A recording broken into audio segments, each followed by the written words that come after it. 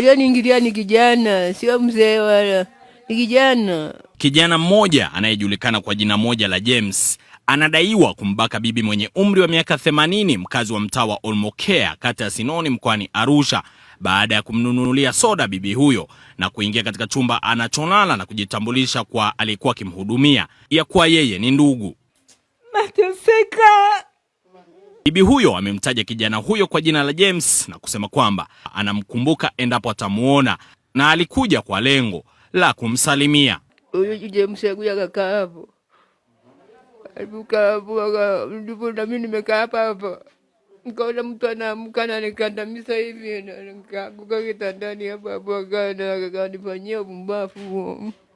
Ndio akaondoka akaenda nyumbani kwake, akakimbia kwenda nyumbani kwake sijui. Aliyeniingilia ni kijana, sio mzee wala, ni kijana. Anaweza akawa na mtu mwenye miaka 30 au 40 na. Mimi nimemfahamu siku nyingi, nilikuwa nafanya biashara vyangu. Samani hapo nilikuwa nafanya biashara, ndio maana tukafahamiana na. Mama anayemhudumia bibi huyo ameeleza jinsi alivyokuta hali ya tofauti katika chumba anacholala, huku akisema bibi huyo awali alisita kumweleza, lakini amekuwa akimhudumia kwa muda mrefu kutokana na kwamba hana ndugu, ila amekuwa akiishi katika nyumba hiyo baada ya kuugua. Toeni Genja Mkongo ni mama ambaye naishi na huyu mama jirani, anaitwa Christina Marwa. Huyu mama ameugua kwa miaka 6 sasa. Na tatizo alilonalo ni la kuparalyze, ameparalyze mkono na mguu. Ina maana haja zote ni hapo, alivyo hapo kitandani, mikojo ni hapo kitandani, kila kitu. Lakini cha kusikitisha sana, jana jioni kuna baba alikuja na akaingia hapa na akamfanyia huyu mama ukatili. Alimuingilia kimwili huyu bibi. Na nilivorudi niligundua hiyo hali na nikajaribu kuongea na yeye, nikamwambia mbona naona tofauti, akaniambia ni kweli huyu mtu amenifanyia hivyo ulivyoona. Nikaambia yuko wapi, akaniambia amekimbia. Kwa hiyo sasa kiukweli mazingira ya huyu bibi ni magumu. Mimi ni jirani hapo. Nimehangaika na huyu mama kwa miaka 6 sasa na sioni msaada na sijui kwamba mwafaka wa huyu mama ni upi. Nilikuwa naomba tu kwamba kwa kweli serikali kama serikali, maana ina mkono, iweze kuangalia namna ya kumsaidia huyu mama. Aidha hata kama ni kurudishwa kijijini kwao, maana kila mtu ana kwao. Nilishatoa malalamiko na nikayawaeleza kwamba huyu mama hana msaada na nimeendelea kupambana naye kwa mazingira magumu. Hapa nilipo ni kwake.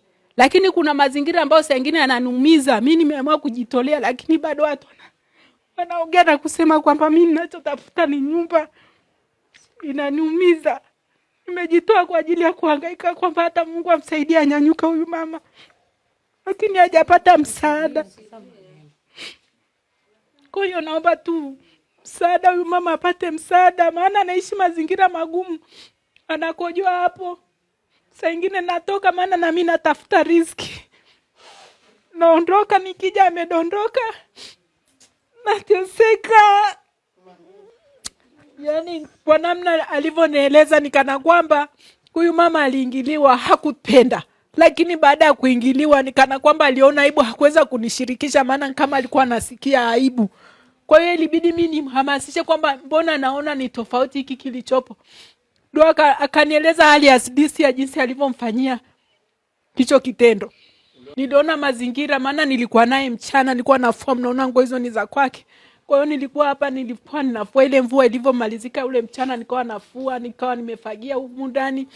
Kwa hiyo niliweka mazingira vizuri, nikija nimenakuta unaona ile t-shirt pale ikawa imetolewa. Ina maana hiyo baba atakuwa ametumia hiyo t-shirt hapo kutumia kwenye mazingira hayo, akawa ameweka pale.